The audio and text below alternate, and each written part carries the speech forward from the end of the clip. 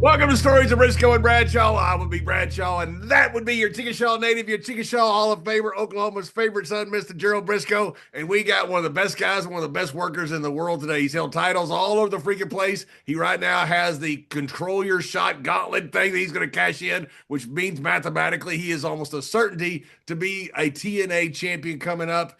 He is Mr. Frankie Kazarian. Frankie, welcome to the show. Gentlemen, thank you for having me, man. Very much looking forward to talking to you guys. Oh, Frankie, great to have you on, man. At Southern Cowboy, a boy like yourself there, at you and JBL were talking gyms a little bit earlier, and the best gyms to go to. John, yeah, we were. That's favorite. what it was, and that's about John, all. John had his favorite right off the bat. That's right. That's right. Don't leave it to your imagination. I joined it. I liked it so much. A gym we both frequented back in the day. Let's just leave it. That's right. Yeah. That's right. Hey, you know, when you're young, you don't know any better. Oh, my God. I just told the story the other day about going to the donkey show down in Mexico, and Gerald told me the story about going down there and seeing a guy in a donkey suit. So we're Terry Funk, no less, too. Yeah, don't talk to me about being young and making bad decisions, Mr. Brisco. Literally, he goes down there and sees a guy in a donkey Terry Funk's decision maker that night. So go ahead and question, Mr. Brisco. Oh, no, it was just fun. I'd rather talk about Terry Funk going down to Mexico with the donkey. That was a great story, but we can't tell it on family TV here. Yeah, it was a guy in a donkey suit, right? A guy in a donkey suit. Yeah, it was fun. And Terry really had fun with it. Terry started the night off while we're on Terry Funk. You know, we of course you go to Tijuana, and of course you're inebriated when you get there, and Sure. you just partake in their tequila just to get a little bit more wasted. And the more we got, Terry, I'm hungry, so we start walking around. We see this steakhouse, $5 steaks, that's old Jim Ross, tougher than a $3 steak or a $2 steak, whatever the hell it is. One of those cheap steaks. $5, that's a cheap ass steak even in Mexico. So we go in there, we're sitting there, we're drinking shots of tequila. These businessmen are sitting at a table next to us, kind of eavesdropping. They get up and go to the bathroom. When they get up and go to the bathroom, the waitress comes and puts their dinner down on the table. Terry I've seen Terry Funk drunk. I've been arrested with Terry Funk in foreign countries, so I've seen Terry at his worst. So Terry reaches over and grabs the guy's steak right out of his plate just as they're walking back. I mean, here's Terry, his 275 at the time. He's chopping down that steak. A businessman comes over, sir, you just got my steak.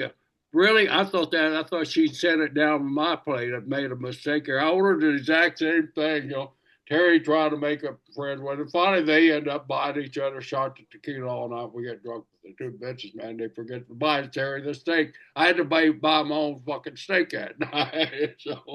But that's Terry Funk. But anyway, Frank. But wait a minute.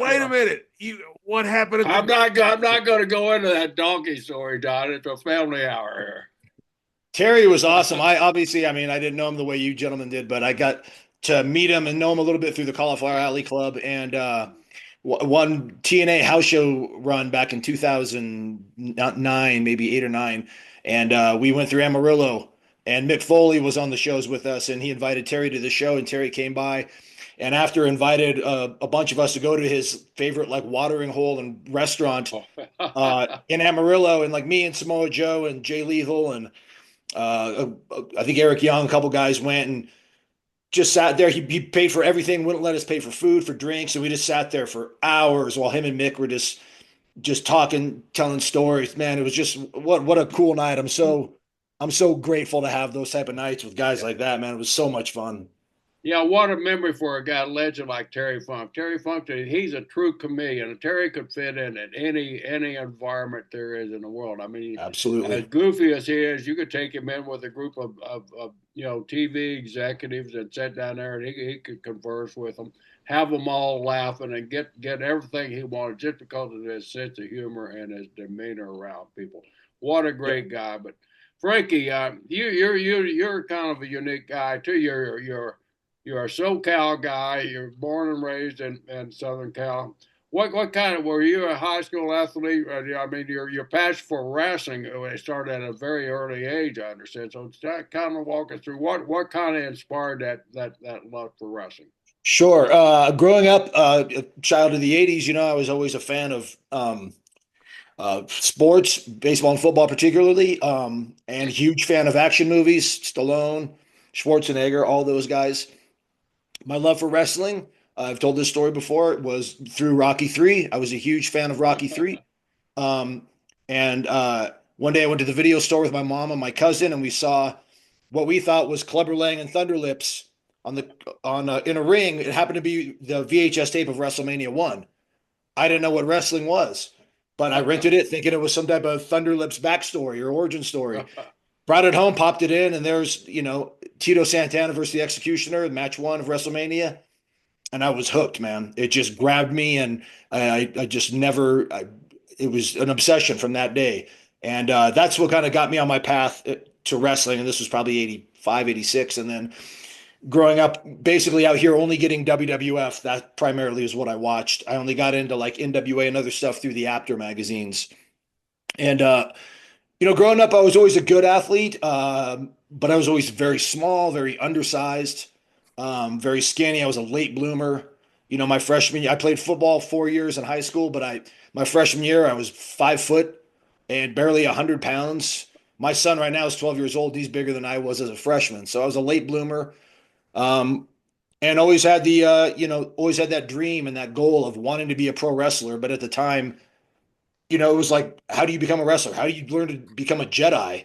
It was so, there wasn't like you couldn't punch, there was no internet, you couldn't punch in how to be a pro wrestler. Like I had to send away for books. And there was like, I think Percy Pringle had written a little pamphlet, and maybe someone else had written pamphlets on. Wait a minute. Percy had a pamphlet out on how to be a wrestler. He had Percy Pringle and someone else. They had like basically how to break into professional wrestling, and what it had in there was a bunch of like, was it the Fields brother, James Fields down in Mobile? That's who he was hooked possibly, yeah. But in there, it was a bunch of just basically like wrestling etiquette, which is kind of invaluable and should still be taught more today. But it had a list of addresses and phone numbers of all the wrestling schools in the country, and at the time there was probably like 15. So I, started researching those and broke it down to like 3 ones that I thought I wanted to go to because they had notoriety, and that's what got me rolling.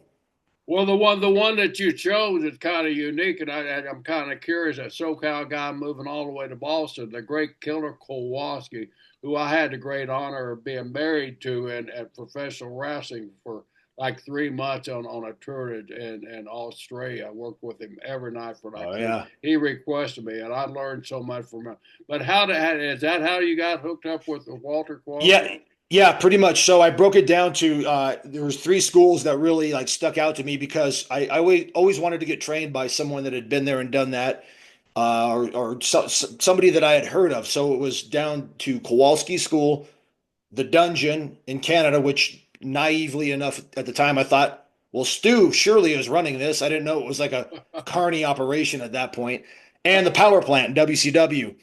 And a buddy of mine and myself had met Bret Hart at a baseball card show, and we had asked him, we're like, we're looking to get into the business, where do we go train, thinking for sure he's going to recommend the Hart camp. And he says, Killer Kowalski's training a lot of good guys right now. And at that time, Bret's word was gospel to me. I was a huge Bret Hart guy. So I was like, well, Kowalski's it is. The only problem is it's, literally on the other side of the 3,000 miles away. Yeah. But it didn't matter, like I was like, dude, if I'm going to do this, I want to get trained the right way. How old were you, Frank? I was 19 when I made this decision, 20 when I began training. So yeah, I saved up a year. I was working at Champ Sports in the mall, saved up full tuition and all that, and in early 1998, packed everything I owned in my garbage little Chevy Citation and drove across the United States. So the big thing, Frankie, is did you and all your friends know all the words to Thunder Lips promo? Oh, well, at that time, sure. I might still know it. Yeah. The ultimate It's, male versus the yep, ultimate meatball. yep. In the Oh my flesh, God! baby. We used to, me and my college roommates used to say that freaking promo all the time. That was one of the Uh, greatest promos ever. so good. He was great for that role, man. No matter what your your feelings are on him, that was such an iconic role, man. Yeah, he was absolutely perfect for it. And talk about at the right time, to do that, Oh, right when WrestleMania's sure, kicking off, and it just sure. timing couldn't have been better. Yeah. So when you got out of high school, did you have any pushback from your parents or anybody that you weren't going to college, that you wanted to be a wrestler? Did they support you? Did they try to talk you out of it? What do they do? So I can't say enough good things about my parents. My dad's passed, but I mean, I think they knew how much I loved it. And uh, in high school, I have this dream of being a pro wrestler, but again, I don't know how to go about it. My friends are going off to college. I had actually, I was like one signature, two signatures away from going into the Navy. I'd been talking to a Navy recruiter because I had an uncle that was in the Navy, and that seemed like it was a good fit. But the more and more I listened to the guy talk and everything, it was like, wow, I'm really gonna have to fall in line and just, really be. And I'm not, I'm too much of a rebellious spirit to be in the military. God bless anybody that can. It wasn't for me. And community college, I didn't really have. It was all just I was kind of going through the motions, and so I just didn't do anything after high school and started working. And when I finally told my parents that, they were like, "Well, um, if you're going to do it right. We're going to support you 100%. You're going to get out of it what you put into it." And they've been on board the entire time. They were couldn't have been more supportive, which is I'm very fortunate because I know a lot of people, a lot of my peers, and a lot of my colleagues didn't have that. So I always had that support team. As much as it pained my mom watching her baby boy drive across country to learn how to get beat up for a living, she was and is still supportive. Yeah. Did When you Killer got have to did Killer what, have a what place for you guys to stay? No, that's another thing. I remember, we had a buddy of mine had also gone over there to train, and we had called him, and talking to Walter on the phone was not, it was just like, "Hey, I'm coming to your school from California." Okay. Uh, okay. I understand this is the price. Yes. Is there a place we have him stay? Nope. Okay. So, literally, like when I got Ask there, Kowalski. Ask Kowalski's answers yeah, too. I know.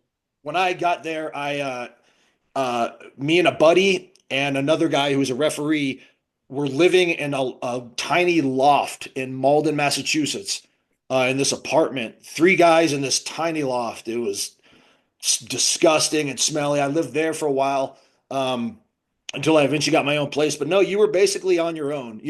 Uh, I became buddies with a couple students, and they kind of helped me out and showed me around, the Massachusetts area. But no, you're on your own, 100%.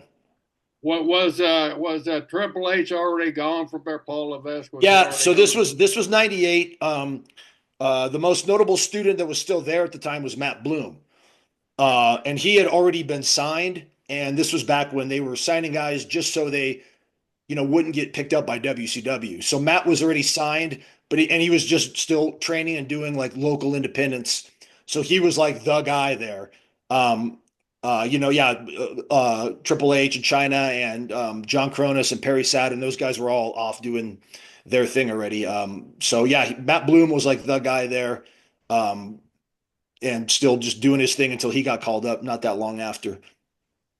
So what kind of training did Walter give you? I mean, as far as smartening you up to the business, I mean, was he pretty open about that, or did you have to earn his trust to Yeah, do it? it was pretty closed off. Like when I walked into wrestling school, like, you know, the minute I walked in, just seeing the ring and seeing the guys actually doing the stuff right in front of me was like, woof, a little bit intimidating. And everybody looked at me like they hated me, like immediately. It wasn't Yeah. as welcoming as it is today, and with Walter, you had to earn your way into the ring. And what I mean by that is like you had to learn like all the holds on the floor, chain wrestling, just all the reversals and counters, and you didn't know them all like the back of your hand until you got the privilege to get in the ring, which is what it is. It's a privilege. And yeah, very old school, very fundamental driven, a lot of focus on, the technique, and it was tough. It was very, very tough. It was physically demanding, but I loved it, and I wouldn't change a thing for the world. Was there the conditioning? Was there a lot of conditioning that went with it, or was it all just conditioning as far as what you were doing? There was a lot of conditioning. There was, Walter still. I was fortunate enough that Walter still, was a lot more hands on than he would be later. And he had a guy named Mike Hollow running the actual classes for him, and he would, try to blow us up and try to, get guys to quit, and he did. How did he blow you up?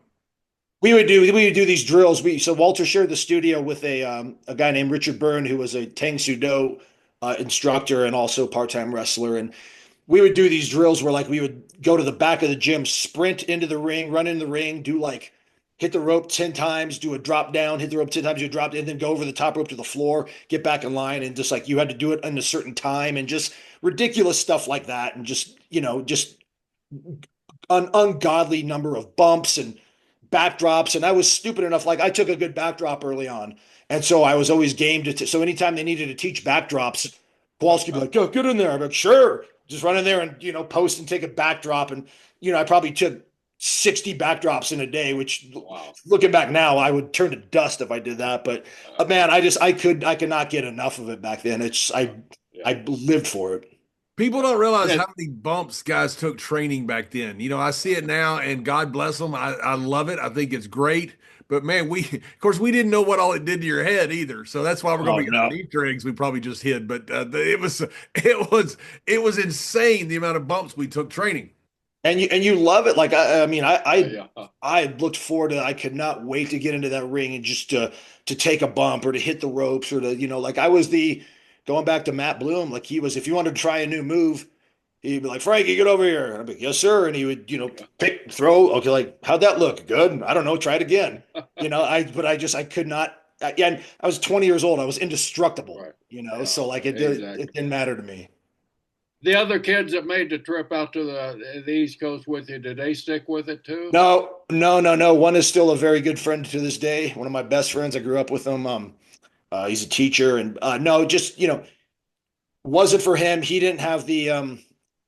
You have to have a very, very thick skin, as you guys know, in this business, and he just didn't have that. He couldn't deal with the mental gymnastics and the stuff like that. He just didn't have that gene, and still a fan to this day. But yeah, just not for him. Certainly not for everybody.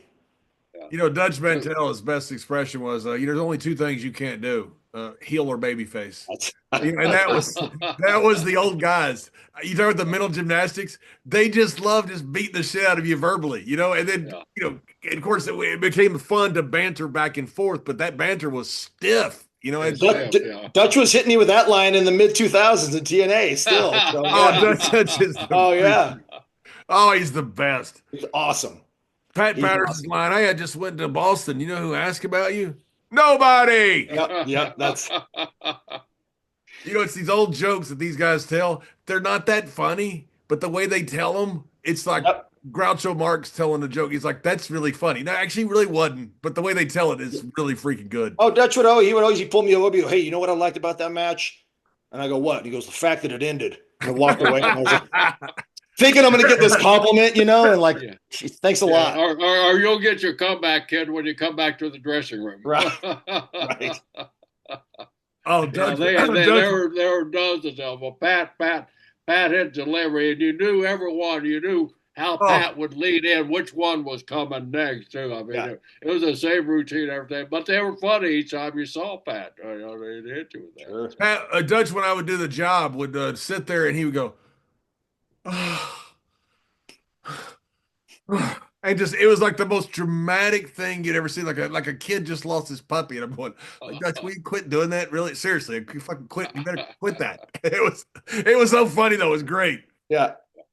So how long was it before that you started really grasping the business as a work and all that stuff? I mean, was it right away you were catching on, or how long? So cool story. The first, I'm there for the Saturday, Sunday, I think. And then that Monday, Tuesday. And then I actually got in the ring and started taking bumps and learning how to do it. And at this time I'm staying, before I moved in with my buddies in that loft, I'm staying at a Red Roof Inn.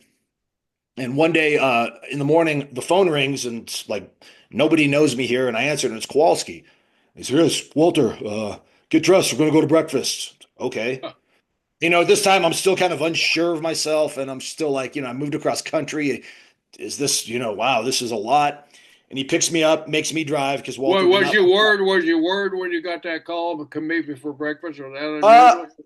uh, More not worried, but intimidated because Walter's, he's Killer Kowalski. He's a legend and Yeah, he yeah, was a giant man, yeah. and kind of scary looking. He looked like, he almost looked like a movie monster, like, Yeah, he did. um, He did. Yeah. but he picked me up, made me drive. He had a real shitty car at the time. And we're driving to breakfast and, and he just goes, you really got something, just stick with this, stick with me, and you're gonna do good. And I was like, man, that put me at such ease. Like, wow, like, okay, maybe I didn't make a mistake. Maybe this is for me. And in terms of picking up the actual moves, that came natural to me, and the holds, because I was such a good, big wrestling fan, and I'd watched and Right. consumed so much of it, and I was an okay athlete. So the how came to me quickly. The when, why, and where, that's the stuff that, took me a while to develop. That I didn't really grasp until, got 5+ years in. And when did you start working as far as matches working when you were training? So I worked my first match with maybe a month of training, and it wasn't planned. This was May 15th, 1998. I went to a show with a buddy of mine that was going to be on the card, and I went to help set up the ring and to help with security and everything. So we get there and we set up the ring. I'm helping out. I'm actually taking Polaroid photographs for the Honky Tonk Man. In his with his line of fans, taking Polaroid photographs. I'm his photograph boy, and I get a tap on the shoulder, and it's like, "Hey, you need to work tonight." And I'm like, okay, like Mr. Honky Tonk Man, I'm sorry, I can't. And I go in the back, and one of the guys had car issues going to the show, wasn't going to make it. So the guy I had rode with was my buddy Freight Train Dan. This is the guy I would have my first match with. He's like, "You'll work me. Don't worry about it. We'll go like 10 minutes. It'll be easy. Do you have wrestling gear?" I don't. I have wrestling shoes and knee pads. So Richard Byrne, who's the gentleman that owned the studio with Walter, the Tang Soo Do martial artist and pro wrestler, He's the brother of throws Matt me. Byrne. Yeah, exactly. Yeah. He throws me this pair of purple tie-dye tights and these boots. Purple, that was Kowalski's color Yeah, too. yeah, it was. He loved purple. But he Yeah. throws me these tights and these boots, and he's like, "Those boots have been all over the world, kid. Like, don't shit the bed tonight." Like, so I'm getting dressed. My buddies, we go out there and we have like, the most basic match we can, but it's the business is starting to get pretty hot, and this is in Gardner, Massachusetts. There's probably 1,200 people there. The good thing is I didn't even have enough time to get nervous. Like we went out there, we did the match, and it was as bare bones, basic as it could be. I didn't blow up. I didn't miss a spot. Everything was fine. Came in the back, and like, man, I was on cloud nine. I was like, and Wow, then I got yeah. a little envelope with like, it might have been $50 in it, and I was like, yeah, it was just like this. If this, it was the pinnacle. Like Yeah. I got to do I, that, I and made it. I made it, right? I made I got it. paid money. Yeah, it was like if I could bottle up that feeling and sell it, I'd be a very Did rich. you call mom and dad immediately after? I think I called them the next day, and I was like, I had my first match, and it was like, oh, they couldn't believe it. I couldn't believe it because but there was trust there because I was quickly becoming one of the better students in Kowalski's class, and then got to wrestle a bunch more in Massachusetts before I eventually came back to Cali. Well, how much were you selling Honky Tonk's Polaroids for? Do you Oh remember? God, I could. I mean, let's see. This was '98, so I'm guessing it was at least $10 a shot, right? Like That's at what I would least, I would have guessed $10. yeah, because he was the main event. It was Honky Tonk versus Tony Atlas. So yeah, and then I ended up wrestling for Tony Atlas because he saw me on that show, and it was just kind of word of mouth back then. So it was cool. So as you're going back to California, did you have planned? I mean, in your mind, I mean, well, I'm going to do this, but because Southern Cal, even back in those days, there wasn't a lot of independent groups around where you could go. Correct. No, and I didn't really want to leave, but I was, running out of money, even though I was working, but I was working. I was living in a bedroom in a this house that this lady owned, and I was 20 years old. I was getting a little homesick. I was running out of money. I loved what I was doing, but I was like, I don't know if I could sustain this. And found out about a school called the School of Hard Knocks, run by Bill Anderson and Jesse Hernandez out in Southern California. Right. And I talked to Walter and said, like, I have to go back. And I told him about that school. And he knew Bill and Jesse, and he goes, they're good guys. They'll take care of you. Don't worry about it. So I kind of got Walter's blessing. Um, so I did eventually end up coming back home, going down there and training. And I realized quickly, like, no disrespect to the guys out here, but I was light years ahead of anyone out here just because of the way Walter broke me in terms of knowing the fundamentals and just learning how to work. So, I immediately kind of like rose to the head of the class out here and started getting like a good amount of bookings out of it. And who all was running out in Southern Cal at the time? Was there any? Was there any territories or just all spot shows? So yeah, it was all spot shows pretty much. I mean, this was still like the EWF was the school I was training under, Bill and Jesse, and they ran maybe monthly, if we were lucky, bi-monthly. In the next year, UPW and APW Was that Bassman? Rick would Bassman? emerge. Yeah, he came in about a year later, and then that got really big. And then the Northern Cali scene with APW got really big. But in between then, it was just a lot of like local shows, maybe a couple shows in Mexico, little lucha shows, learning a bit of that style. But yeah, it was just the indie scene was pretty bare bones in Southern California in the late 90s, early 2000s, actually until UPW, Rick Bassman, and it became a developmental group and started to get a lot of eyeballs on it. Not to Now, jump all over. Southern Cal. You mentioned Mexico. Did you ever have any desire to be like a lucha style wrestler? I wanted to learn aspects of that because a lot of that was very appealing to me. I loved the stuff that Rey Mysterio was doing and that Hoovy and Psychosis, but I realized I was never going to be a guy that would necessarily do that. But I could implement that style into what I was doing. And I wanted to be well rounded. I wanted to be, I wanted to break in the way guys used to break in, where they, spent some time in the States, some time in Mexico, sometimes in Japan, sometimes in Europe. I wanted to do all that. That's like how I wanted to come up the right way and just be so well-rounded by the time I got picked up, by a major promotion. Where were you working in Mexico? Was it with Tijuana? Yeah, did like TJ, just little crappy shows right across the border with, Like spot show type things, not sure. Yep. Yes. not one of Yeah. the big Yep. companies, yeah. Yes. Because Tijuana has always been a pretty good hotbed of wrestling. Oh yeah, yeah, and it's always wildly popular over there. So it was just not the safest. Still not. You kind of park your car in the San Diego side, walk across, and then don't dare leave your vehicle over there and come back and try to get out of there with your money and your life intact. So compare that to, because I'm very curious about, because wrestling now to me is, I think the hottest I've ever seen it overall. I'm talking about the independents and everything other than say WWE. Not just WWE being hot. It's very hot itself, but all the everything.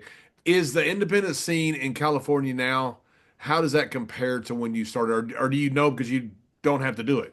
I mean, I try to kind of monitor, but it's I'll say there's a lot of quantity, but not a lot of quality. There are still a lot of shows going on, but nothing noteworthy. Nobody making any real noise. It's there's promotions like Game Changer Wrestling comes out here, and when they come out to SoCal, they draw a big house. They do good. Same with like this promotion Prestige. But there's no real big company in Cali running like regular shows.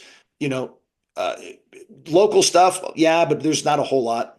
One What thing was that kid? What was that kid's name that had Hollywood Wrestling? That Paul Bear and all those guys. The went for? Dave Marquez, Championship Wrestling Marquez, from Hollywood. yeah. Okay, now Was they he? yeah they would be the maybe one that runs more steady than anyone else, and they do have like local television, so like that would be one. But that's probably it. Now, when you were around Bassman, was that pre John Cena and all that crew that he No, had? yeah, no. John had just started when I started with UPW. I'd already made a name for myself kind of out here, and John was brand new. I wrestled John, I think, in his maybe third or fourth match. And This was in San Diego for UPW, and I just met him, and I remember him saying like, "Hey, you know, I'm very green. I know you do a lot of high flying, a lot of stuff." I go, "Actually, I don't, man. It's just the guys I've been in matches with." Which is strange because he's a Boston guy. He would have figured you I take know, him yeah. Boston. It's crazy. We like did the opposite things, like I Yeah, went there, he came here. yeah. But anyways, we had a match that was fine, and then like I really, became really good buds with him because I started training at UPW, and uh, there was me, John, and Samoa Joe were at every single class, and like John Cena, I've said this since day one until this to this day. His best attributes are his work ethic and his attitude, because that dude was busting his ass every day in class, trying to get better, and had a great attitude about it. Every step of the way. So we became buds, and we trained together, and we hung, and we did shows together, and that's when UPW was obviously developmental territory. So that's when I started to get, you know, some eyeballs on what I was doing or what we were doing collectively. And you guys rap together, right? Yeah, well, yeah, we used to have like they would freestyle like we either outside the school or we'd go to Samoa Joe's house for these incredible Samoan barbecues. They just give you food until you pass away. It was incredible. And we would like freestyle rap, and I would, I'm a rock and metal guy, so I'd pretend to know what I was doing and try, but like those guys would go back and forth, and yeah, man, it was the innocence of those days is not lost on me, man. It was really, really fun looking back all these years and seeing where where we all are now. It's pretty cool, man. Yeah, and Cena, what a smart guy. That's one of the things, famously that saved his job. He did a freestyle rap for Yep. Vince, and Vince, asked Bruce famously, how long did it take him to memorize that? Bruce said, no, that was on the fly. That's when he realized that this guy's different. Talking about Cena, Yep. he is. Yep. Yep. That's so cool that's what got him like over that hump and like became the basic thugonomics character and all that. And it's like, I used to battle rap with it, way back when. So it was really cool. And how often were you guys working out there? You guys you're training at UPW. How often were you working? So with UPW, we started to really pick up the pace. He would do monthly shows at the Galaxy Theater where we'd have people scout. Mr. Brisco, you came and watched us once or twice there, I remember. Then we'd have shows every Saturday.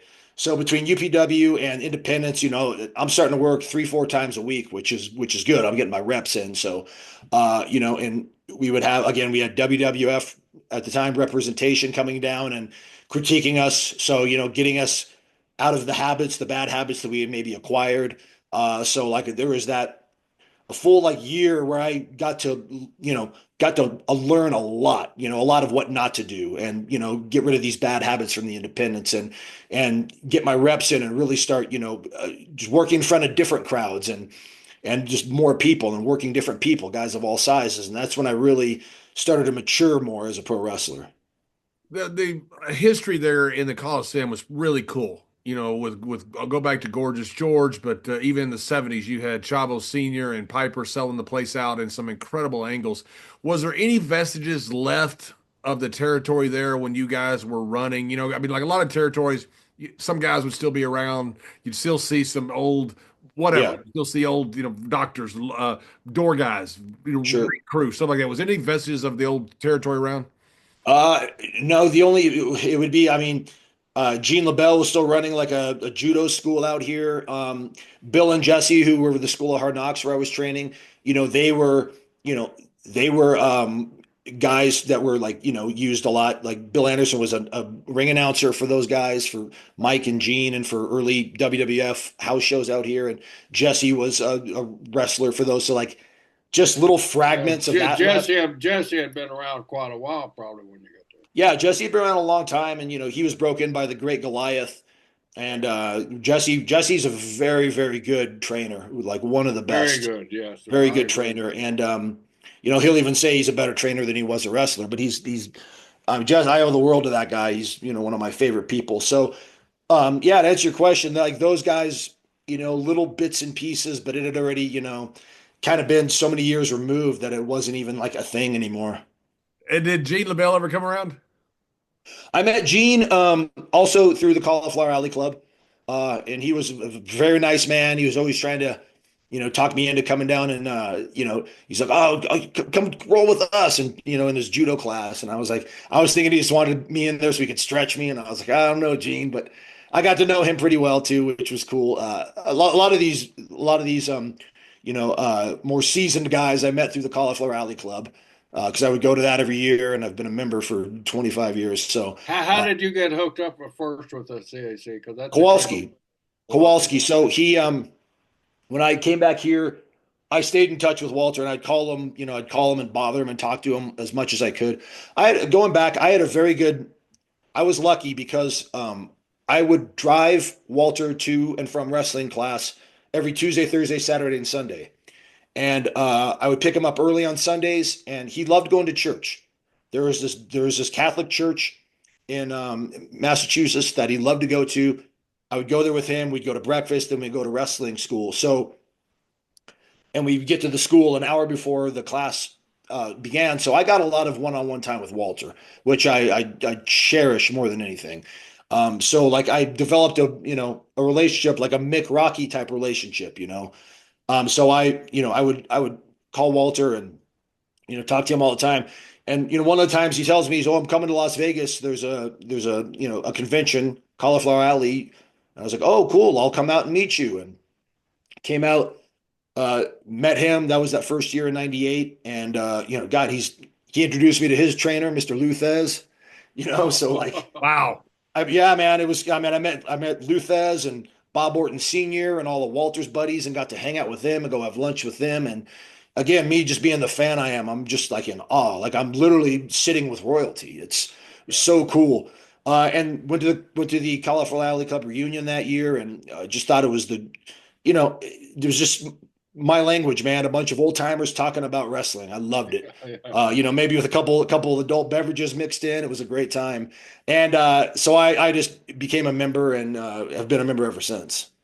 One of the cool things about stuff like that is they had the Hall of Fame at WWE one time, and I was inducting somebody. I can't remember who it was, and I was sitting there at catering, and I'm sitting with the Four Horsemen, J.J. Dillon, and Mike Tyson, and I'm sitting there at one point going, "How the hell did I get to this table? This is great." Right. Like, I Right. got it. I got it at the time. Like how cool this was to be there with those guys. Sure. Yeah. Yeah. Like things like that aren't lost on me anymore, man. It's just like just the fact that I got to meet Luthez is super cool, and just the things I've done, the people I've been around. It's all, and I owe it all to pro wrestling. And the best promo cut on me was they were all, all the old wrestlers trying to get their tuxedos on with their, crippled old fingers and everything and stuff like that. So I said, what they need to film is all you crippled old guys in here trying to get your tuxedos on. And Arn Anderson cut the best promo on me ever. It was just Arn. He's like, you think? It's great. Yeah, I can imagine. Yep. Yeah. It was awesome.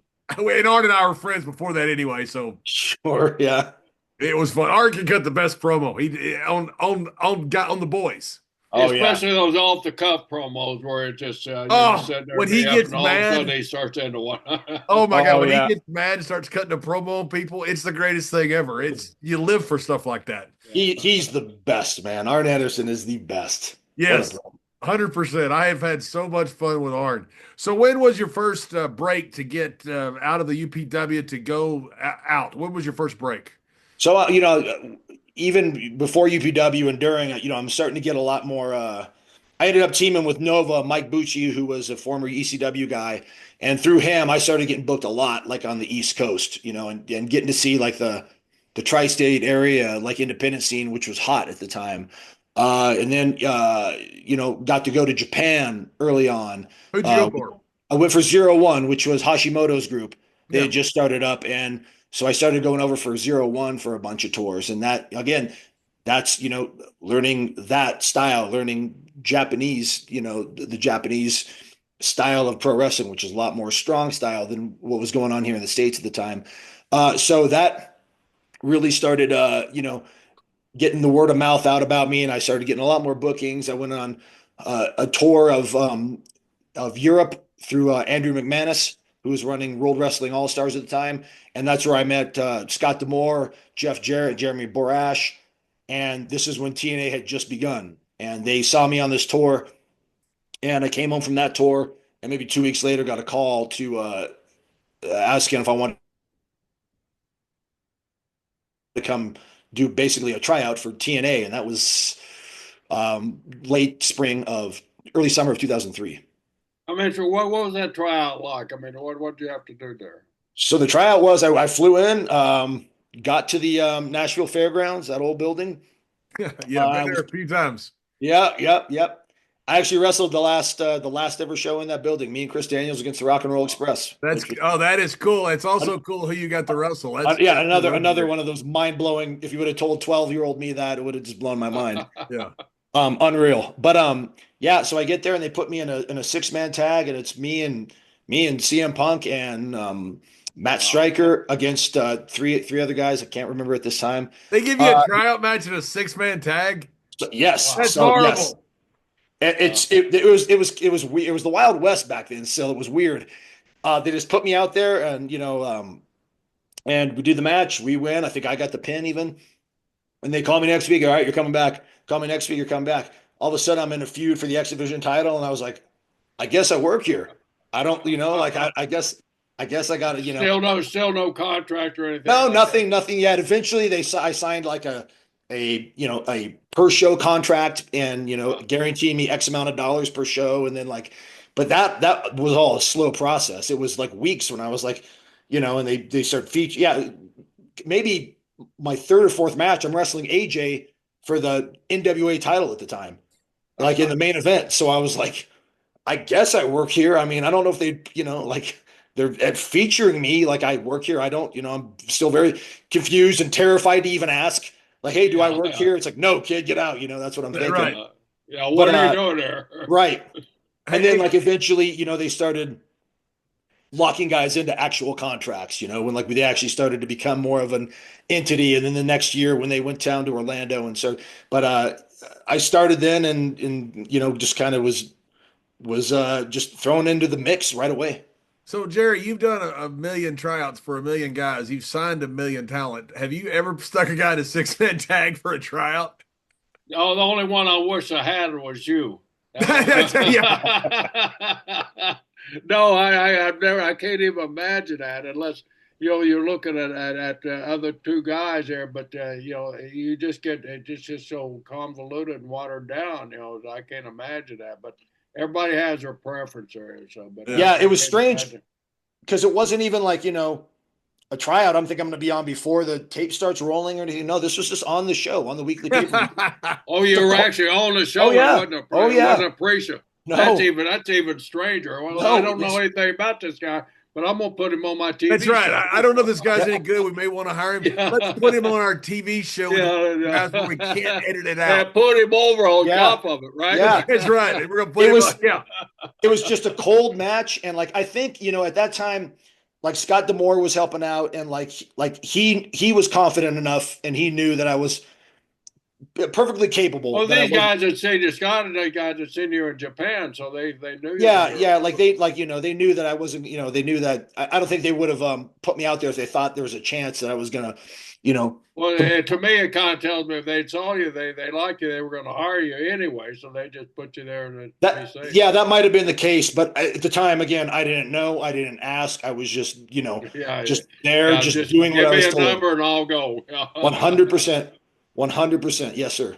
Was that Jerry and Jeff Jarrett? Was that when they were running TNA at the point, right? Yeah, this was Jerry and Jeff. They were running the show. Dutch was there at the time, where he had just gotten there.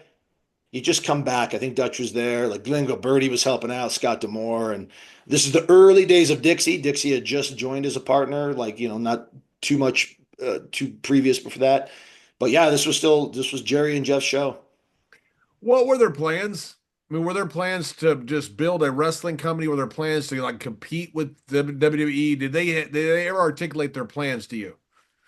I think, it was always, I think they had intentions of wanting to be that alternative, because looking at the landscape, we're talking 2003, it's WWE.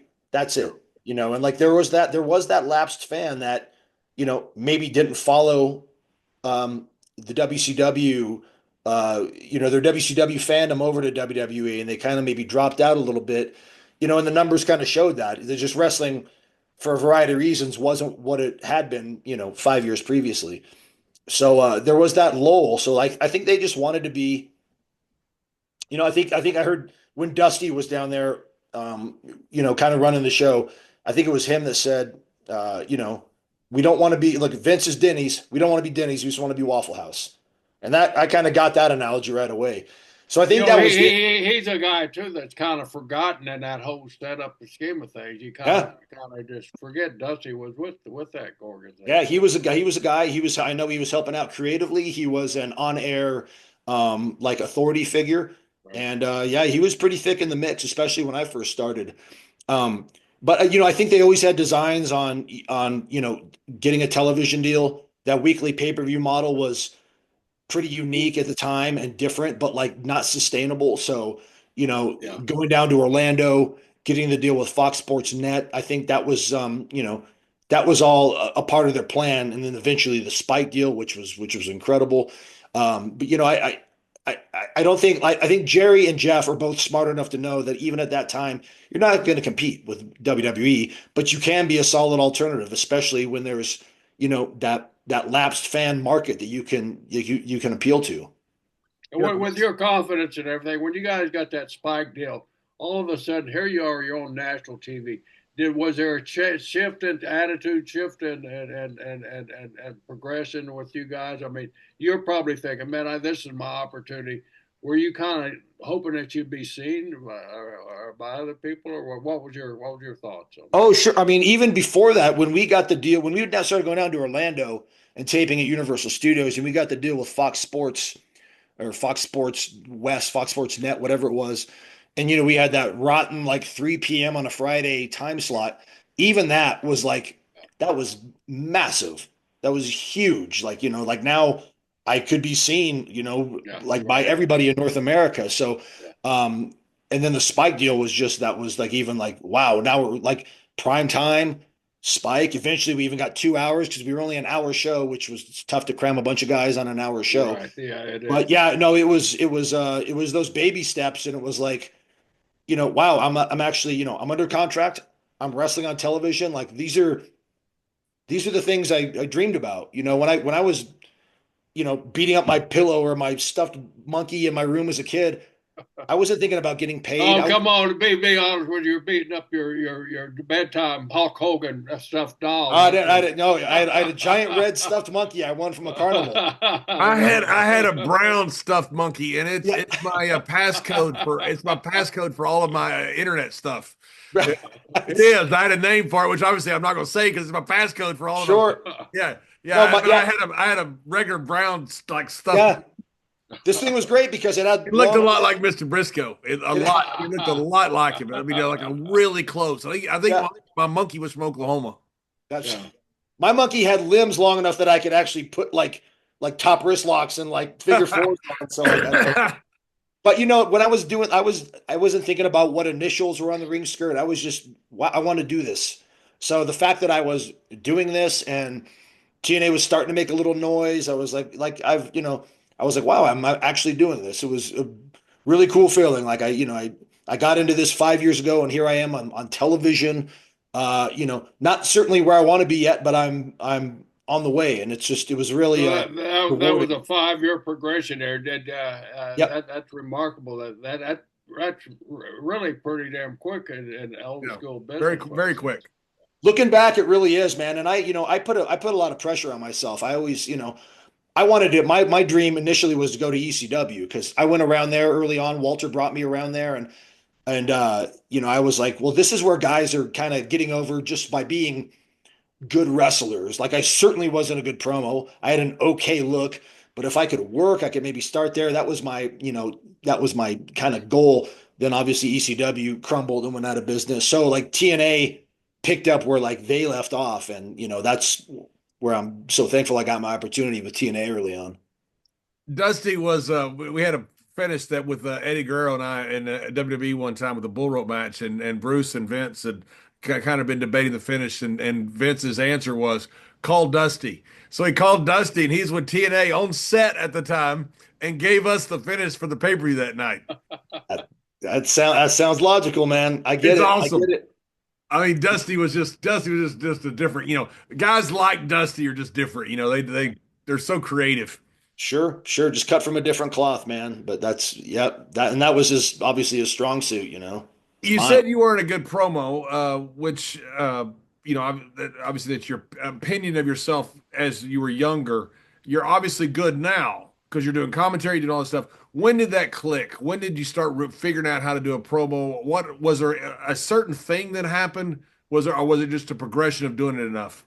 Well, a little bit of A and a little bit of B. Like in UPW, we'd have promo class, and I was in there, and me and John Cena and a bunch of guys that were under contract at the time, Samoa Joe, and we would have promo class, and we would go on the fly, and we would go back and forth and do all this stuff. So, I started gaining a little bit of tools in the tool belt, and honestly, I just didn't get a lot of opportunities to do promos.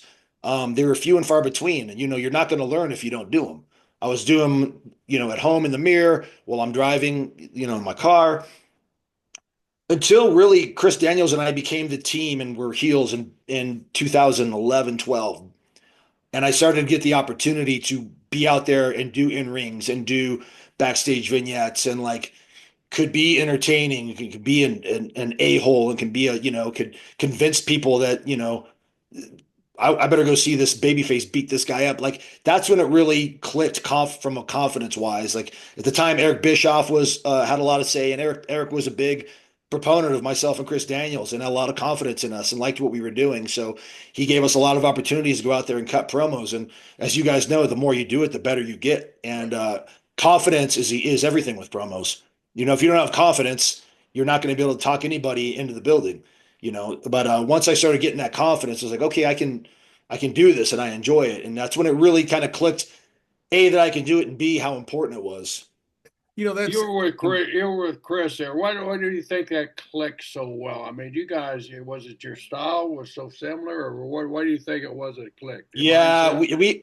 we had already been friends for a long time at that point. And we've been opponents hundreds of times. Me, him, AJ, and Samoa Joe all came up together just and we're inseparable, for years. So we just had a chemistry as opponents. We immediately had a chemistry as partners in a tag team. We thought alike. We talked wrestling nonstop.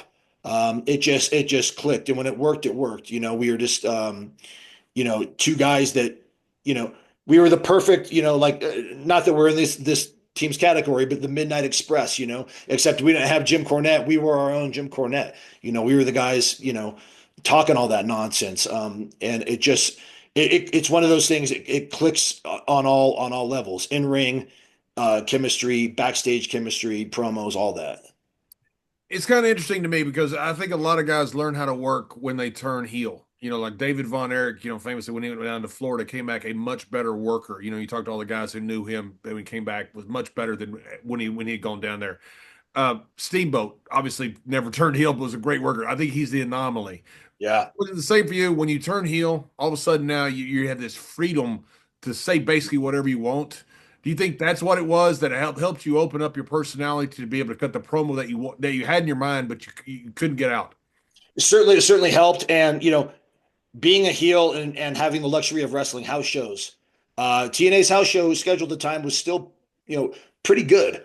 And when you're in the constraints of a television show, you got, 8 minutes, 10 minutes, you got to hit Yeah. time and all that. When you're having house show matches, you can go, hey, you got 15, 18, you can try stuff. You can take your time. And, as a heel, you dictate the pace of the match. And for me, that was a game changer. It's like, I'm driving the bus here. Okay. Like, we're going to go at this pace. We're going to bring them up. We're going to bring them down. We're going to level them out. Then we're going to bring them up again. It's certainly when you have control, it helps you with your confidence. At least it did with me. We're not all Kurt Angle, where you get every aspect of the business within a year. Like that doesn't happen. He's a one of one. So like, for me, it was like, like I said, the learning the moves that came quick. The when, why, where, and how, or the when, why, and where that came later. The promo that came later. The learning to work as a heel and dictate the pace that came later. So you put all these things together, and then you are a more complete wrestler. So certainly getting the reps in on house shows, being a heel, and again, we're working house show matches with like we're teaming against AJ Styles and Kurt Angle and Samoa Joe and like all these if you're not learning, you're not improving, then it's a you Yeah. problem. And I love when guys say, Kurt was pretty good. No, he wasn't. He was the best on the planet. Out of 8.5 billion people, he was not. He was number one. That's not good. That's alien level. Agreed. I I mean, there's agree. nothing. Kurt is an anomaly. You can't use Kurt Yeah. as an example for anything. There's nothing ordinary about There's Kurt nothing Angle. ordinary about him. Yeah, he picked everything up quicker than everybody else. So Kurt he's not even fair to bring up. I'm still convinced he might be a cyborg to this day. Yeah, I was sitting here to be a professional wrestler, and he just hasn't disclosed that information to us yet. He's unreal, man. We worked a last man standing match or something like that. I think it was in England. I can't remember where it was. Anyway, he's new in the business, and he came back kind of laughing. I go, "What was it?" He goes, "Well, while you were down selling, I got up and fell back down." Basically, he's putting himself over. I go, "You bastard!" like you're in the business like 2 days, and Yep. you're ribbing me, and I'm thinking, you got those instincts. that's right, just instincts. I'm going. I was so proud of him for that. I thought it was fantastic.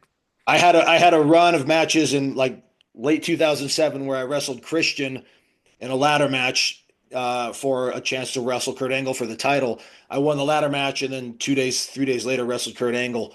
Between those two matches, that was like, I equipped it like 2 years of actual training, just being in the ring with those guys, learning from them, just seeing the pace they cut and all that. It was just invaluable. Talk about invaluable experience, man. I was such a better wrestler after those two matches, just being in the ring with those guys. Yeah, and that's one of the reasons that and look, I'm not taking a shot at the young guys. I try not to ever do that. But when you have your match plan from A to Z, you don't learn. You don't learn much at all. Now you can learn some. You're out there and you're still getting the reaction and stuff. But when you're out there with guys like Kurt and Christian, in my case, guys like Murdoch and Bob Orton Jr. and guys like that, you learn. I mean, that's where you really learn. That's where you get finished. That's where you get your doctorate degree. And it's tough nowadays. And I understand why they do it that way. The TV time, there's so much pressure on these guys. But it's tough without having that learning capacity coming out of those matches. Sure, like you said, that's where you get your polish. And like though, those guys, it's still in my opinion, it's still very important to work on feel. Because no two crowds are going to be the same. So knowing how to work on feel is still a very important tool to have in your tool belt as a pro wrestler. Isn't that the crazy thing? You can work in Cleveland one day or one afternoon in Detroit that night, and it's a different crowd. And it's basically the same area of the country, and it's inexplicable. There's nothing else like it. A Broadway show, the crowd's probably going to react the same way no matter where you're at. But pro wrestling is just it's its own thing. Yeah. Listening to you talk and some of the expressions you make, you are so old school in your thoughts in this business, which I really admire and respect. I mean, the things about just your little quotes, about taking your time and improving. If you're not improving, working with this guy, it's a you problem. Yeah. So many people don't look at the business like that. It's always somebody else's fault. Well, he did this, and right. Well, if he did that, and it's wrong, why did you change the flow of it? Right. And thank you for saying that. I still do take a very old school approach to the business because all those old school things still work. They still apply. It's still, you could tell a great story with black hat versus white hat. It still works. But at the same time, embracing the new style and implementing that as well. And that honestly, that all comes from Killer Kowalski. He ingrained that in me so much. And I was such a fan of him as a trainer and as a human being that it's like, it's almost my duty to to still maintain all those principles that he taught me and share those with, the world and share those with the younger guys. I'm still very much, in that mindset. So let me ask you, because you would know this better than me and Mr. Briscoe would by far. Roddy Piper used to always tell me you can't out Hulk the Hulk, Mhm. meaning the guy on top. There's no sense in Yeah. copying the guy on top because you can't be the next Stone Cold. There's not a next Stone Cold. Right. There's a John Cena, which is completely different. There's a Rock, which is completely different. Piper used to always say stuff like that. Just you can't be a copycat. You're in the middle of everything now, just Mhm. like you have been for some time. Me and Mr. Briscoe are not. Is old school becoming kind of the new thing now? Because old school now is something that people don't do. It's something different. Mhm. Does that make it stand out in your opinion? I think so because a lot of times, like I've been on shows, I've been on TNA shows where, there's a match between, maybe two incredible tag teams or two X Division guys, and just athletically, it's unbelievable and it is very entertaining. And then there's a match between, a singles match where these guys maybe don't do as much, but just they told such a compelling story with a body part they worked, or with the way one guy was selling, and it just, the story was better than the spectacle. That's not always going to be the case, but a lot of times it is. And I think, because, not in all promotions, but the emphasis is on the moves and the high flying moves, that when you do see a well thought out story play out in front of your eyes, it stays with you. Just like Yeah. any movie, there's millions of action movies. You'll watch and you'll go, okay, that was good. But those movies with the great stories, the Gladiators, the Bravehearts, the stuff like that, those stick with you because it's tugging on different emotions. So yeah, to your point, I think it does stand out more because of the climate today where there's so much incredible athleticism. Yeah, and it is incredible athleticism. I mean, it's Yeah, unbelievable what these guys are doing. It's just unreal. I just always thought it's not an either or. It's not you don't have to choose one or the other. Now, very few guys can do both. That's an sure, incredibly rare talent. sure, Very few guys have ever been able to do both. We only had one Shawn Michaels. We didn't have 20. right. It's very rare to have somebody that can do both. When did NXT fit into all of this? Was that 2005 that you ended up going to NXT? Yeah, so I actually, yeah, so I never even really went to like NXT. This was OVW was the place. Um, and I got signed as, Tommy Dreamer was working for WWF at the time, and he says, "Hey, we're gonna WWE, sorry." And I was working without a contract at the time at TNA, and he's like, "Well, we're looking to revamp the cruiserweight division, and we want to bring you in." And I had just read something that WWE said they didn't want to hire anybody that was under 6 foot or under 220. So I was like, "Okay, which is That's it?" thanks to So Mr. Briscoe. He's the one who was the one hiring me. was that it? Yeah. Yeah. Um, but yeah, so they basically hired me, and it wasn't like it was like, okay, you're hired. I went on the road for 2 weeks, did a bunch of dark matches, and then went home. And was just like, I would call in like, hey, do you want me to do anything? Nope, just hold tight. This is when they had OVW running. They had just opened Deep South, and I was just told to stay home. When they came out to California, I would drive in and do a match, and they take a look at me like, you're doing great. We just hang tight. And I was like getting antsy. I was like, Yeah, really, yeah. yeah, like, like I don't like, can I do indies? No, don't do indies. Okay. Well, I was like, they sent me to OVW for a week just to do like went down there and trained for a week, did a match, and went home again. It was just a lot of like, I think they had planned to revamp the cruiserweight division, but it wasn't fully thought out. And then eventually they did bring me in on Velocity and start doing a little bit, but it was very strange. It was a strange time. It was 2005. So it was a strange time in the business, a strange time for me personally and professionally, and just a different time WWF, WWE. And then what finally happened? Did you decide that this was not for you? Yeah, so they bring me in and they put me on Velocity, and like they start, it was cool at first. I'm wrestling like, little Guido and Paul London and Scotty 2 Hotty and all like the cruiserweight guys, and I'm winning matches, and they're giving me like, pre-tapes and promos, and but there's no like, it's just matches. And the environment backstage, I never felt like I was part of the team. It was like, I was kind of like a little bit of that walking on eggshells stuff, and it was a business, and it was very professional, and I was not used to professional wrestling being a business. I was not mature enough to approach it like a businessman. It was still my passion, my fun thing that I did, but I never approached it as a business. And that's where things got kind of sideways in my WWE time. And that's when it was like, well, hey, we want you to cut your hair. I was like, I'll cut my hair. I was still that rebellious prick that I was when I was 17. It was like, okay, well, and then I remember the conversation with Johnny Ace was like, well, do you still even want to work here? And I go, no, I don't, honestly. He's like, okay, fine. And we ended it. And it was like, it's so crazy because again, you tell 8-year-old me that I'm gonna have that conversation, and I'm like, there's no way. But that's just, I, I've always stood up for myself, whether it's right or wrong. A lot of times it's been wrong. A lot of times. But every time it's been wrong, I've learned from it. And that was one of them. I just wasn't ready to be there at the time. I just was not mature enough. I just, my approach wasn't ready. It's honestly the best thing that happened because had I stayed, I would have been one of these guys that just burned out and maybe just, maybe lost my love and my passion for it. But I again, I bet on myself, and I done that a couple times. I bet on myself, and I, went elsewhere, and I went back to TNA and had to kind of rebuild myself. But it's all, again, looking back, everything I did, I had to do. Yeah. When you went back to TNA, did they kind of look at you because you'd had that brief flirt with WWE? Did they kind of look at you as a different type of talent at that time, or was you still Frankie?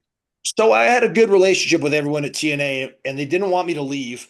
But I was at the time I was just kind of floundering there. They weren't doing much with me, and this was the WWE offered me an opportunity. So it was almost I couldn't say no. But I was always told, hey, if things don't work out, you have a spot here waiting for you.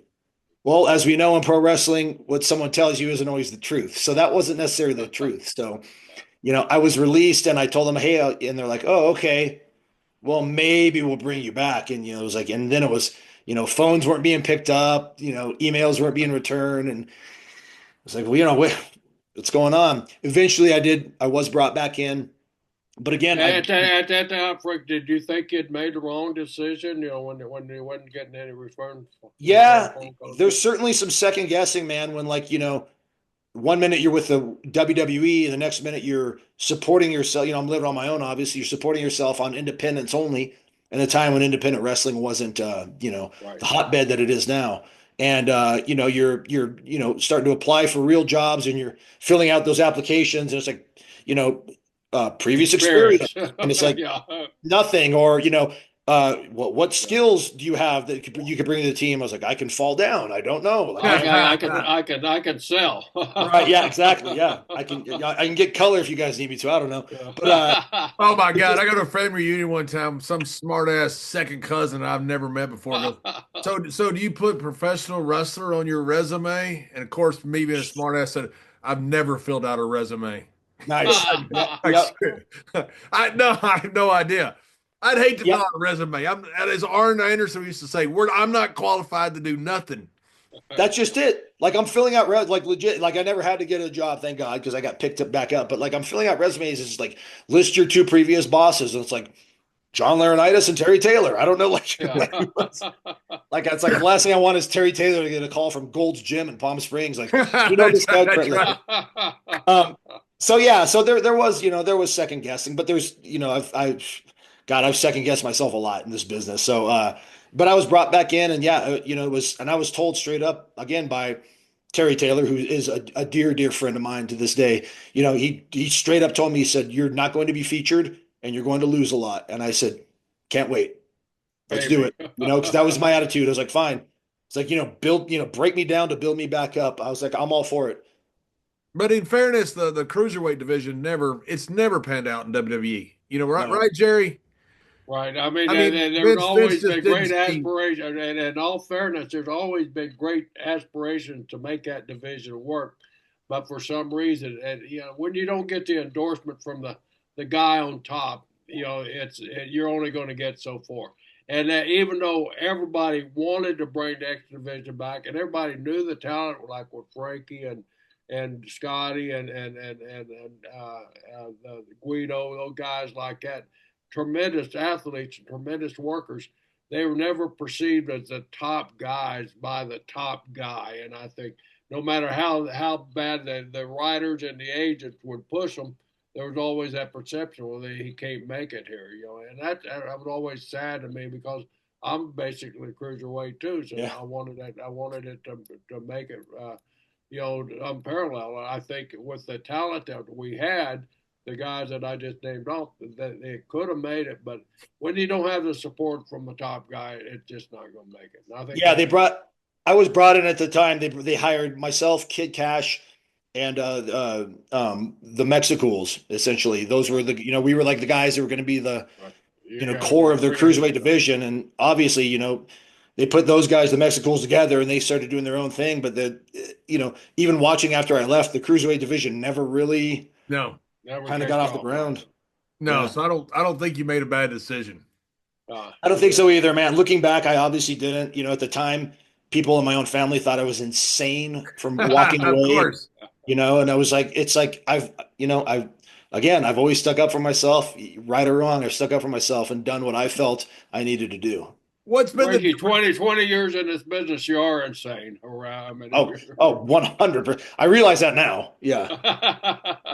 what's been the difference? And I don't want to bash anybody. I'm just talking about the difference in say personalities, the company itself, and TNA from the different iterations from the Jarretts to Dixie to now to different. What do you, because you're one of the few guys that have been there almost the entire time. Yeah. I mean, it's management is one. Just in the last year, we've had a management shakeup, and and a lot of the roster at the time was very worried and very concerned, and I was, myself and like Eric Young are kind of being the voices of reason, going like, guys, like, cool it. Like I had been through a bunch. I had been through a bunch of those back in the day. Um, so definitely management. I think at this time, for a long time, TNA was, being written off from its second week. People were saying this place is never going to last. It lasted a year. It's like, well, it's not going to last another year. It lasted 5. Well, it's not going to last another 5. And, here we are going on with 23, 22, whatever it is. Wow. Yeah. So like, I think what TNA has going for it now is we have a great management team in place and we have a lot of equity. I think we have a lot of goodwill with the pro wrestling fans right now. Obviously, this deal with WWE and NXT is huge. We TNA are getting the rub from them, and it's a very very beneficial relationship for us. But a lot of fans, younger fans, grew up watching TNA. I have That's right. it makes me feel old when I have, grown men with beards and children telling me that they grew up watching me. And I'm like, well, you probably did. That's where they grew up watching AJ Styles and the Motor City Machine Gun, Samoa Joe, myself, Chris Daniels, and Petey Williams and Amazing Red and all these guys. So I think we have a lot of goodwill with the fans and the fact that we're still around and we have endured, and TNA I think really has turned into that like alternative, like it's if you're a WWE fan, it's okay to like TNA, because of. Have you found any animosity with any of the fans? Have you sold out? You sold out to the corporation. Do you hear that? I mean, back a few years ago, you would hear it on that. You sold out, somebody leaving. You sold out. You sold out. You guys hear any of that? Man, this in terms of this relationship, I personally, I've only seen and heard positive things from the wrestling community, the wrestling fans, the locker room, the men and women in the TNA locker room. There may be some negativity. I don't either just flush it out or don't listen to it, or it hasn't landed on my doorstep yet. But this has all been a very positive relationship thus far. Good. When I went down to San Antonio, I told Tommy afterwards that was one of the best pay-per-views I've ever seen, and I mean anywhere. It was fantastic from top to bottom. I mean, you guys have got a really good show. You got really good talent. I think Tommy is doing a terrific job, in my opinion, and you're selling out nearly everywhere you're going. I mean, that's got to make you feel really good. It's like Jerry and I talk about this all the time. It's hard to get over anywhere. Sure. Anywhere. I don't care if you're in a territory in Southwest Missouri. It's hard to get over anywhere. If you can get over, that's hard to do. TNA's getting over now. And you're hearing the people like the old ECW, people are chanting TNA when something good happens. You don't hear that with WWE. You didn't hear that with WCW. It's pretty unique. People are taking an ownership of the brand, which has got to be pretty cool for you. It's awesome. And like the one thing that we've never lacked is, the drive and the determination of the in-ring talent. We always have gone out there with a chip on our shoulder, trying to prove that we belong in the industry and try to put on the absolute best show that we can. And yeah, and like, we do have a smaller roster, and I think that benefits us because we have a very focused television show. And everybody on the roster has something. Maybe not everybody's being featured, in a top spot, but everybody has something, some type of direction. And it's very easy to watch a TNA show and follow what's going along. And yeah, the crowds have been great the last like 6 months, especially. People are into the in-ring stuff. They know our characters, they know the stories. They're invested in TNA and they're along for the ride. And they, like I said, I think we have enough goodwill. They want to see bigger things happen. And, you know, based on, us announcing LA and New York and these bigger venues we're doing and, the amount of interest is there, I think we're trending in the right direction on all the measurable metrics. Yeah, and it seems like with the void that's left by WWE going to Netflix, you have terrestrial stations that still want live content. And wrestling is the greatest live content there is because there's not an off season. Sure. It's not like, baseball that's 6 or 7 months a year or NFL 6 months a year. It's 52 weeks a year. So the odds of you guys getting a contract, which I have not talked to Tommy about, I have no idea about any of this stuff, to me would seem very high that you guys would get one. And I hope you do because I think the brand is just fantastic. Thank you. And I agree. And I know that's, talking internally to management. That is like the focus is getting distribution, getting on a, bigger network. Obviously, getting on Sportsnet 360 in Canada, when WWE went to Netflix was massive for us because that's the equivalent to ESPN in Canada, which is going to put a lot more eyeballs on our product. Now we just need that to happen. It just means you have to run Canada though, which is kind of in North America. Yeah. We just announced Brampton, so I'm married to Canadian. The 51st state, John. That's right, the 51st state. I would mention that up there, Frankie. They really like that when you call it the 51st state. You can really turn babyface by telling them. That's right. Tell them so. We're so glad to be here in the 51st state. We welcome you to the United States. That would be great for me to say because they already hate my guts, so that would be awesome. So, yeah, so that's huge. So if we could get that, something like we're in the era of streaming, so obviously if like God dare I say a Paramount Plus, anybody like that, like something like that, and I know management is working tirelessly on doing that for us, and I think with the momentum we have, I also think I would hope that by the end of the year we do have a different distribution deal, getting more eyes on us. When you came back to TNA, you went to AEW for a while. Was it like a pair of old slippers that you came back to? Was the experience at AEW, did you not have a good experience? Were you just kind of wanting to come back to TNA? Did your contract run up? What happened? I mean, so I was with AEW like before the company had initials. Like I was, I had myself and Cody and Chris Daniels and Scorpio Sky and the Young Bucks and Adam Page were all of our deals were coming up at the end of the year with Ring of Honor. We met Tony Khan. He had told us his vision. We had, talked about our vision and, all these things that AEW was going to become. And I was honestly very, very excited to be a part of that. It was like, wow, this is something, we could be part of something new and something different. And he had these relationships with these television people and TBS and TNT and like, wow, this is actually a thing. And so that first year there was a lot of excitement and we got the TV deal and we, debuted on television. And at the time AEW had that goodwill of the fan base because they were still wanting to see, something different. It didn't pan out the way I thought it was going to. Let's just say that before I upset all the AEW fans, again, if you enjoy AEW, enjoy it. Enjoy all wrestling. It's fine. For me, the presentation, just wasn't necessarily what I liked as a fan of pro wrestling. I didn't think I was being used to my potential. And I say this all the time. The most valuable thing I can give you of mine is my time. And that's the most valuable thing I can ask you to give me is your time, because that's one thing we're all running out of.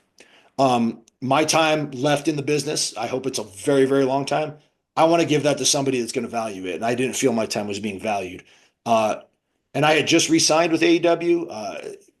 And when it came time to roll me over, I got a phone call saying, "All right, we're going to roll you over." And I kind of just said, "Hey, Stop right there. I'd like to talk about that, and I really don't want to be rolled over. And so they were kind of taken back by that, and I had meetings and just said, look, I would very much like to just be, let's just end this relationship after the 1 year. I still had 2 years left, and kind of went back and forth on that. And to their credit, they let me go. And again, I didn't have a plan. I hadn't talked to anybody. I didn't, Scott Demore was in charge of TNA at the time.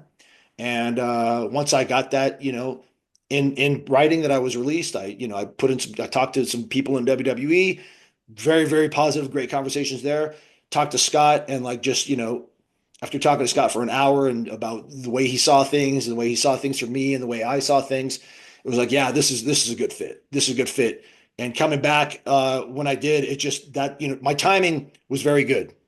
Traditionally my timing sucked with things like this. My timing was good because again, that's right when TNA started to kind of, regain momentum and be on the upswing.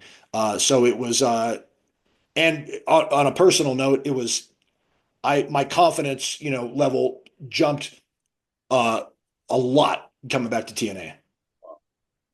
Yeah, but it must feels like something just kind of like coming home. Sometimes when Yeah, you go place, we've all done that, and sometimes it just feels like you come home to something and just all the worries and anxiety in the world go away from you. You think, all right, this is where I need to be. sure. And you can't tell my story without talking about TNA. Like the bulk of my catalog and my matches and everything. I grew up in TNA. Like literally and figuratively grew up in TNA. That's where you see Frankie Kazarian. Like all those early, fairground shows and the Spike TV days. That's my company. And now, being an elder statesman in the locker room, I take a great deal of ownership and pride in that. So you play the guitar. Why are you not out there with Elias or his cousin Elijah? I've always see. I don't. Well, which one does TNA have? They have Elias or They have Elijah? Elijah, I believe. Yeah. No, I play the bass Could have guitar. got So, Elias. He yeah. was better. I play the bass guitar. So like I'm not a lead guitar guy or rhythm guitar. I play bass. So if they ever need me to hold down the rhythm, I will.